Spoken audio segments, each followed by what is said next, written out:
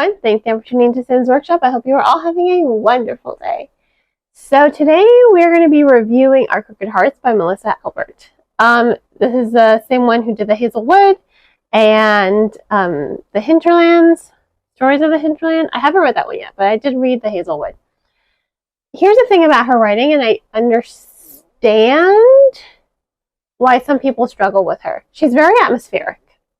Personally, I love her. I'm a huge fan. But, of course, I'm one of those people who, when I'm done reading a book, I go and I look at all the reviews. I understand where a lot of people are coming from with her reviews. I wanted to preface that before I started this review because Albert doesn't do anything without intent in her storytelling. You just have to, get over the hump, and then you're like, oh, duh. It makes sense now. She's very atmospheric. She very much is or embodies this grim fairy tale aesthetic to her storytelling. It's very dark. It's kind of dreary. It has an aloofness to it, which I understand why people have a hard time connecting to her storytellings. I will say personally, I struggled connecting to Ivy, but once I started getting into the story, I'm like, it makes sense. I'm like, oh, that's why I felt like this about this character. You're supposed to feel some sort of detachment. When I was reading Ivy, I was just like, she doesn't feel like a full character. She feels like she's hollow, like she's missing something. And she is. She is. Like I said, you're supposed to feel that way when you're reading this book. She is very aloof. She does come off as very aloof and she even acknowledges that people think she's aloof, but really she feels hollow. She doesn't really know what there's something that has been carved out of her. And there was. Her mother did it to her. Her mother used magic and stripped her of her core identity. It's just, when you read that, you're just angry on behalf of Ivy, because it's just well, duh, no wonder you seem unfeeling. That's why. Because you're not a whole person. You are the sum of your memories and your experiences, and her mother took those away from her. So what is she now if she doesn't have any of that? So you are supposed to feel this sort of detachment with her because she feels a detachment from herself. Again, she's not a full person because of something her mother did. And her mother pisses me off. Dana, she pisses me off a lot. The more I was reading the story, when I first started reading her point of view, because it's a dual timeline. So you're reading present day. You're reading with Ivy, and then her parents go missing, and then weird things start happening around her house. So she starts to investigate, why is her mom missing, and why is Aunt Ruth missing? What's going on? And then as you get further in the story, there's a sort of pause.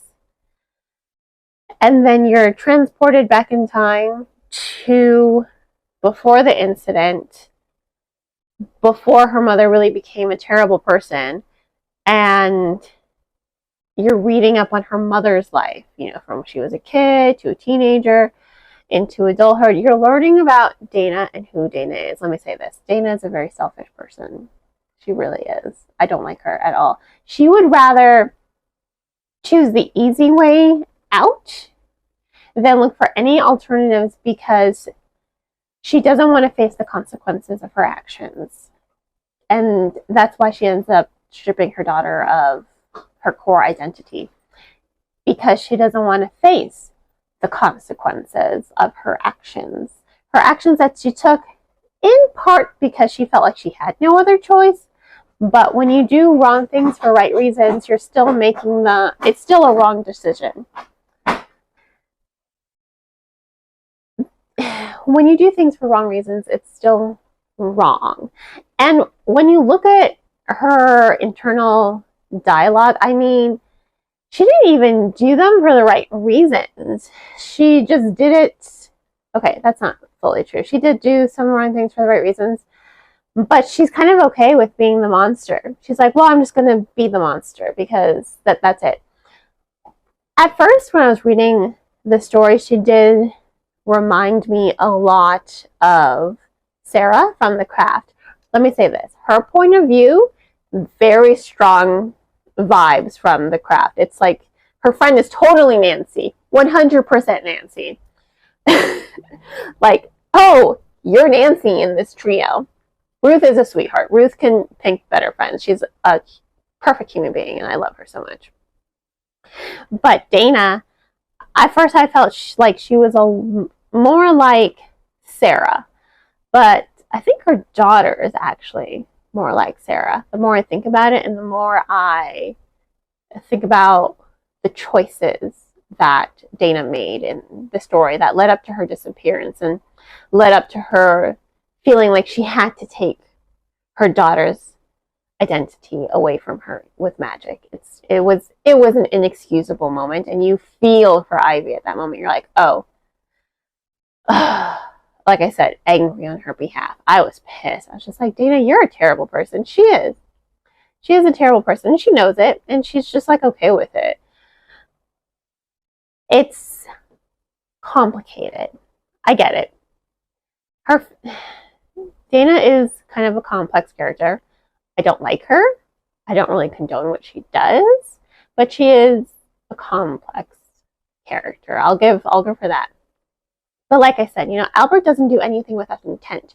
You are supposed to have this detachment with the characters. And I understand for some readers that might be a little hard, because how can you keep reading a book when you don't really feel anything for the characters, when there's such a barrier? But it's intentional. You are supposed to feel that way. You just have to, the mystery and the magic and the fantasy, it's strong enough to hook you. Like that, if you love Gothic lit, if you love the craft, I mean, this has that atmosphere. It has that atmosphere to keep the story engaging.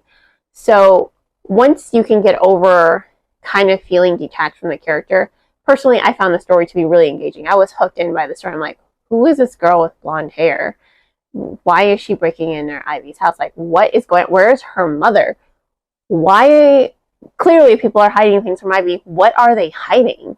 So I liked the mystery, and I liked the strong atmosphere with the storytelling. So for that was enough for me.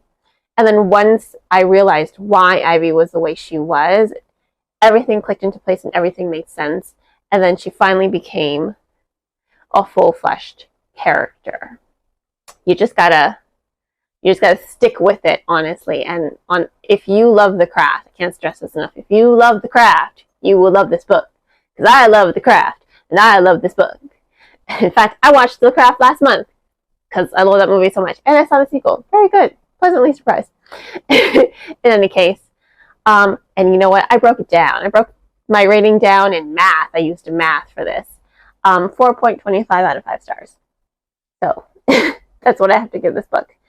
4.25 out of 5. That's the rating. Again, I really do highly recommend it. It does have a strong atmosphere, really good mystery, and those witchy vibes, whew, here for it. In any case, thank you all for tuning in to this YouTube review. Please don't forget to like the video, subscribe to the channel, and share it with all your book loving friends. If you're interested in the book, I will of course include links in the description below on where you can purchase it if you so desire.